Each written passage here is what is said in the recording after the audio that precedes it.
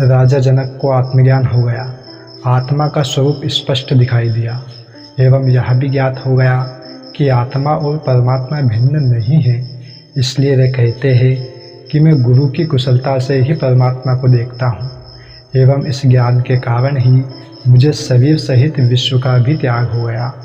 आसक्तिवश में शरीर को अपना समझता था तथा संसार को मैं जिस दृष्टि से देखता था वह सब छूट गया।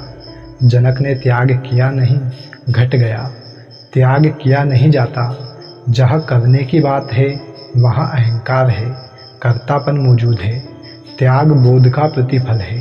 सत्य एवं शाश्वत का बोध होने पर असत्य एवं अनित्य छूट जाता है। छोड़ने का प्रयास नहीं करना पड़ता। कुछ धर्म कहते हैं जहाँ त्याग करो वहाँ स्वर्ग में मिलेगा। कुछ कहते हैं कि सब कुछ त्याग दो, नग्न हो जाओ, तभी मोक्ष मिलेगा। किंतु त्याग मोक्ष पाने की कोई शर्त नहीं है। त्याग का अर्थ किसी वस्तु को छोड़ना नहीं है, बल्कि ऐसी दृष्टि आ जाए कि जिससे ज्ञात हो सके कि यह सभी ईश्वर का है, मेरा कुछ नहीं है। जो तुम्हारा है ही नहीं उसे तुम छोड़ कैसे सकते हो। ईशावास्य उपनिषद कहता है जो कुछ सृष्टि में है वह सभी ईश्वर का है, इसलिए तुम उसका त्याग पूर्वक भोग करो। जैसे स्वप्न में तुम सम्राट हो गए एवं स्वप्न टूटने पर जहाँ नहीं कहते हो मैंने अपना साम्राज्य का त्याग कर दिया, वैसे ही आत्मस्वरूप का बोध हो जाने पर संसार, शरीर आदि के प्रति जो भी आसक्ति है सब छूट जाती है। त्याग करना नहीं पड़ता। जनक आगे कहते हैं यह सब ज्ञान बड़ी कुशलता से हुआ। कोई हिमालय को भाग रहा है, योग, उपासना, भजन, कीर्तन, जप, तप, यज्ञ सब कर रहा है, किंतु परमात्मा मिलता नहीं। मुझे ना त्याग करना पड़ा, ना कहीं आना जाना पड़ा, यहीं बैठे बैठे घट गया। यह जीवन खेल व नाटकवत हो गया। जो गंभीरता थी सब समाप्त हो गई। यह सब बड़ी कुशलता से, बड़ी चतुराई से हो गया। राजा जनक को स्वयं की आत्मा का तो बोध हो गया, किंतु साथ ही यह भी बोध हो गया कि ये समस्त आत्माएं भी भिन्न भिन्न नहीं हैं एवं यह समस्त विश्व भी आत्मा से भिन्न नहीं है, बल्कि आत्मा से ही निकला हुआ है, उसी का फैलाव मात्र है, उसी की अभिव्यक्ति है, उसी का रूप है। वे इसे उदाहरण देकर समझाते हैं कि जिस प्रकार जल से तरंग, फेन और बुदबुदा भिन्न नहीं है, उसी प्रकार आत्मा से विश्व भिन्न नहीं है। भिन्न मानने का अर्थ ही है उन्हें अभी आत्मा का ज्ञान हुआ नहीं, वे अभी मन से पार गए नहीं।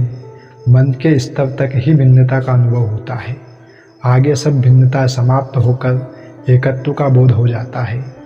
ध्यानी जब मानसिक स्तर की उच्चतम स्थिति में होता है तभी उसे आत्मा की थोड़ी सी झलक मिल जाती है, किंतु पूर्ण आत्मज्ञान की स्थिति में नहीं पहुँचने से उसे भिन्न भिन्न आत्माएं ही प्रतीत होती है। यह ज्ञान की अपूर्ण स्थिति है कि ज्ञान अभी हुआ नहीं है। ज्ञानी को यदि सब में एक ही परमात्मा ना दिखाई दे तो समझ लो अभी ज्ञान हुआ नहीं, अभी अज्ञान शेष है। अब तो वैज्ञानिक भी यही कहते हैं कि यह सारा अस्तित्व एक ही ऊर्जा का रूपांतरण है। ऐसी स्थिति में आत्माओं को भिन्न भिन्न मानना एवं यह कहना कि आत्माएं अनंत है, आत्मा और सृष्टि भिन्न है, ये तथ्य अज्ञान जनित ही है। राजा जनक अपने आत्मबोध की स्थिति में आत्मा एवं विश्व की एकता का अनुभव कर रहे हैं। इसे वे एक और उदाहरण द्वारा स्पष्ट करते हैं कि वस्त्र दिखाई देता है किंतु वह तंतुओं से बना है। मूल तो तंतु ही है जिससे वस्त्र बना। इसी प्रकार आत्मा रूपी तंतु से यह विश्व बना है, फिर यह विश्व इससे भिन्न कैसे हो सकता है। यदि आत्मा है ही नहीं तो विश्व किस प्रकार बन सकता है। वस्तुतः आत्मा ही वह मूल तत्व है जो विश्व का आधार है, फिर दोनों को भिन्न कैसे कहा जा सकता है।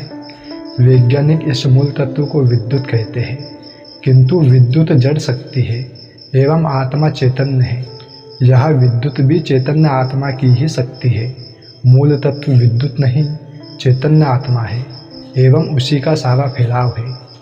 जड़ विद्युत से जड़ पदार्थों का निर्माण तो संभव है, किंतु इससे चैतन्य उत्पन्न होने की संभावना नहीं है।